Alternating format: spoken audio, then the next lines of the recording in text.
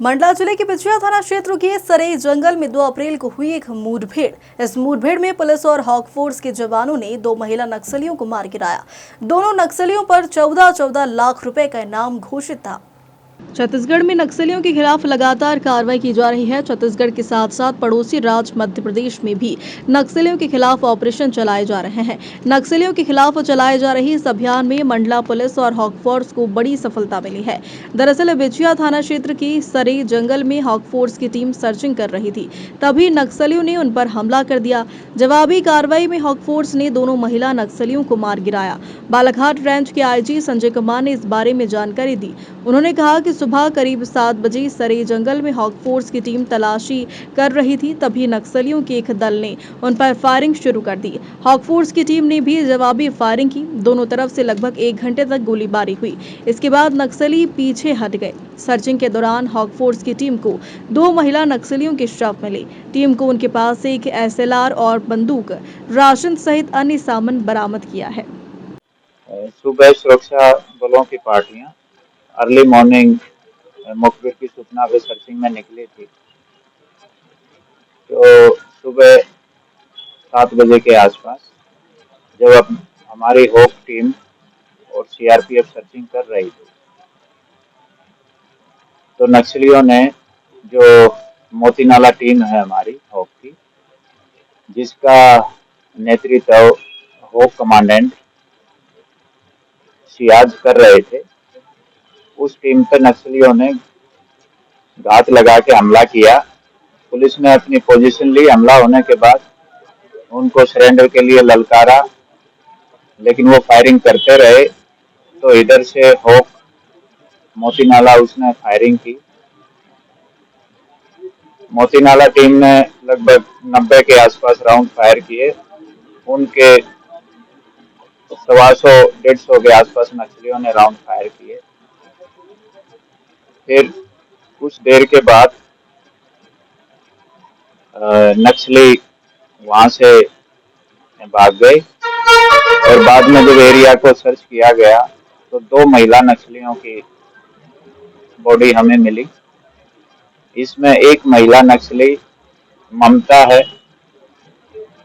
जो गढ़चिरौली की रहने वाली है, जो DVCM राकेश ओडी है, उनकी वाइफ है। वो उनके ऊपर 14 लाख का इनाम है। दूसरी महिला परमिला है, जो सुकमा जिले की रहने वाली है। वो भी एरिया कमेटी मेंबर है, उसके ऊपर भी 14 लाख का इनाम है। बाकी नक्सली भाग के कहाँ जा सकते हैं, उन एरिया की हम सर्चिंग कर रहे हैं और हमारी हॉक और CRPF की टीमें जंगल में सर्चिंग में लगी हुई है। नक्सलियों की संख्या 18-20 के आसपास रही होगी अंदाजे से। ये माना जाए सर, क्या महिलाओं की जिनकी बॉडी मिली है, वो जो परमिला है उनकी उम्र 35 साल के आसपास है और जो ममता है उनकी उम्र 30 साल के आसपास।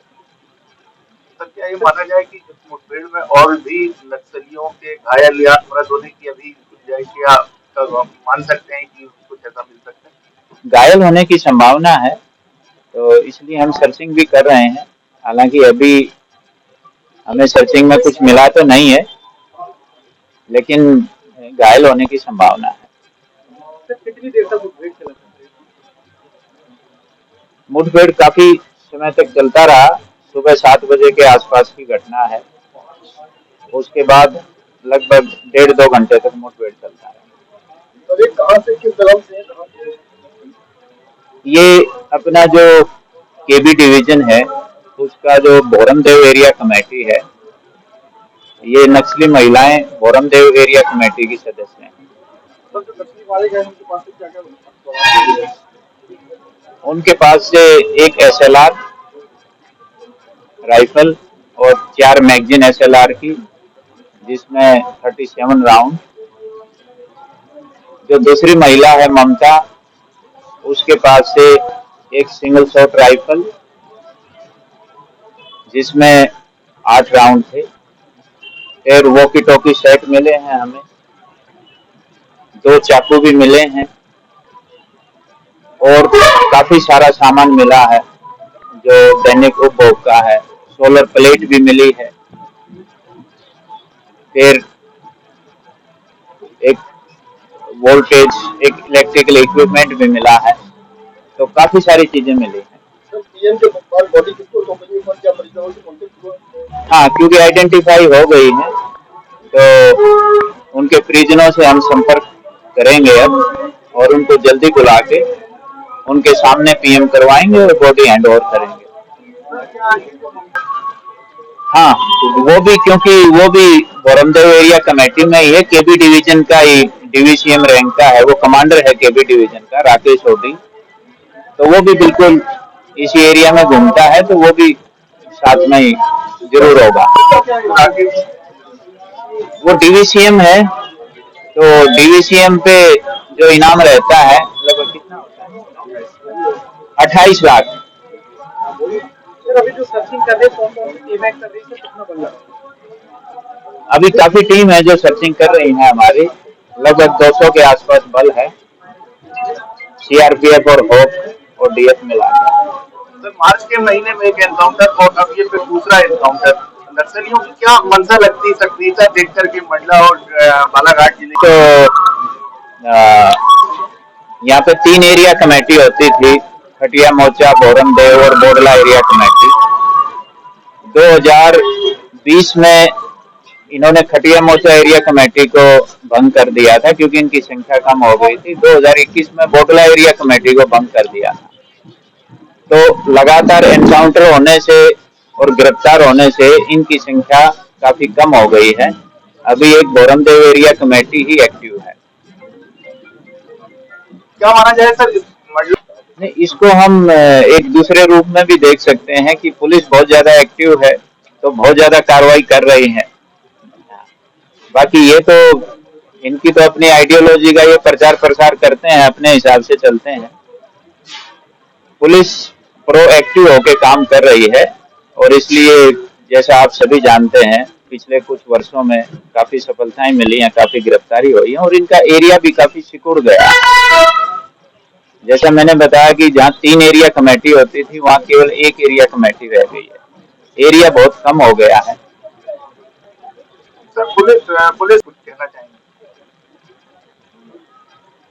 यानी कि मेरा जो नक्सल गतिविधियों में शामिल हैं जो लोग, खासकर जो नक्सली हैं, हमारी बहुत अच्छी सरेंडर पॉलिसी है जिसका हम खूब प्रचार प्रसार भी करते हैं। तो आप लोगों के माध्यम से मैं यही रिक्वेस्ट करना चाहूँगा कि आप लोग भी सरेंडर पॉलिसी के बारे में लोगों को जागरूक करें, और नक्सलियों से भी हम हमेशा यही अपील करते हैं कि मुख्य धारा से जुड़े, इतनी अच्छी सरेंडर पॉलिसी है। वहीं हाक फोर्स के अधिकारी ने बताया कि कान्हा राष्ट्रीय उद्यान की मुंडी दादर, गनेरी दादर, परसाटोला वन क्षेत्र में टीम तलाशी के लिए निकली थी। इस दौरान नक्सलियों ने टीम पर हमला कर दिया, जिसके बाद जवाबी हमले में हाक फोर्स की टीम ने उन पर फायर किया और 2 महिला नक्सलियों को मार गिराया। इस दौरान उनके पास कई हथियार बरामद किए गए हैं। मुठभेड़ के दौरान कुछ नक्सलियों के घायल होने की आशंका है। हाक फोर्स की टीम अभी भी जंगल में तलाशी कर रही है।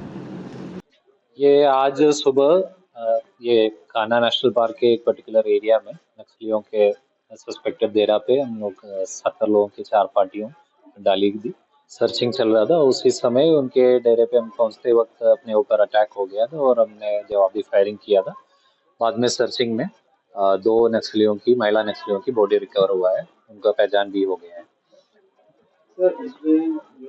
वहाँ पे एक सक्रिय डेरा इनका रहता था। वो डेरे में जो भी सामान इनके दैनिक उपयोग का था, खाने का, सोने का, वर्दी, सोलर प्लेट, वेपन्स, बहुत सारे चीज रिकवर हुआ है। अभी ये सबका आकलन कर रहे हैं, हम एनालिसिस कर रहे हैं और क्या सामान उसमें है। बहुत सारे नक्सल लिटरेचर भी मिला है, उसके अंदर क्या है वो भी आगे देखा जाएगा, क्या है उसका कंटेंट, उसका भी विश्लेषण करना। देखिए ये नक्सलवाद बालाघाट मंडला में पहले से है, बहुत पहले बहुत सारे घटना भी हुआ है। तो अभी 2026 मार्च तक इस समस्या को खत्म करने का टारगेट लेके यूनियन गवर्नमेंट का प्लान है, उसके हिसाब से हम लोग काम कर रहे हैं। तो उसी वजह से बहुत सारे एक्टिविटी अब बढ़ गया है पुलिस की तरफ से। तो लगातार हम लोग सर्चिंग कर रहे हैं, एरिया डोमिनेशन कर रहे हैं। उसके रिजल्ट्स अभी देखा जा रहा है कि लगातार ऑपरेशन सक्सेस मिल रहा है, आगे भी मिल जाए। तो क्योंकि सर्चिंग चल रही है तो माना जाए कि आगे भी निर्णायक पल सामने आएंगे। ये अलग अलग एरिया में इनका कमिटीज रहते हैं। यहाँ पे केबी डिवीजन बोल के एक ग्रुप ऑपरेट करते हैं, उसी को लेके हम मंडला डिस्ट्रिक्ट में टारगेट करके काम कर रहे हैं। अब पिछले फरवरी में एक कार्रवाई बालाघाट जिले में हुआ था, उसमें इनका 4 मेंबर्स एनकाउंटर में मारे गए थे। अभी 2 और आज बॉडी रिकवर हुआ है। तो आगे भी लगातार हम मेहनत करेंगे और इस इंटरनल सिक्योरिटी समस्या को खत्म करने का प्रयास करेंगे। तो कैसी परिस्थिति में रहना पड़ता है? फोर्स का लोग मध्य प्रदेश के विभिन्न पुलिस इकाइयों से सिलेक्टेड लोग हैं, वो जो डेपुटेशन में बालाघाट मंडला में पदस्थ होते हैं। तो इनको फैमिली को छोड़ के कैंप में रहना पड़ रहा है, वो विविध परिस्थितियों में, गर्मी में या विंटर में, और तरह तरह के बीमारियों से लड़के ये लोग काम कर रहे हैं। बट बहुत मेहनत और बहादुर लोग हैं, अपने बहुत फिट लोग हैं। तो ये पूरा अपने ताकत अब नक्सल एंटी नक्सल ऑपरेशंस में ये लोग यूज कर रहे हैं, और उसका रिजल्ट हमें मिल रहा है।